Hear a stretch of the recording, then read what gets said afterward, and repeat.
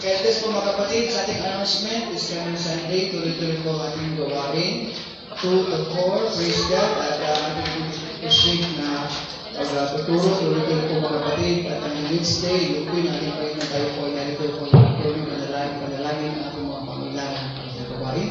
At yung tayo po magbibigay ng mga tracts pagkatapos, praise God, nagbibigay as disciple, follower ng Panginoon, at ng Panginoon Kristo, kung natin ikahiya. Amen?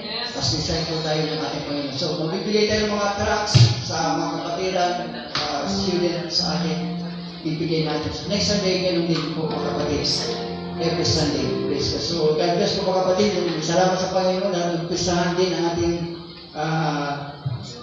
kids, mga kapatid, sa store po nila. At sa atin dito, parang iba yung dating kasi medyo talagang Bible study talaga, praise God. Pero alam niyo kung bakit kahit gano'n, medyo matagal-tagal, din-worship natin ang ating Panginoon. Pag pinag-aaralan natin ang mga salita ng ating Panginoon. God bless po mga kapatid, tayo po tumayo sa ating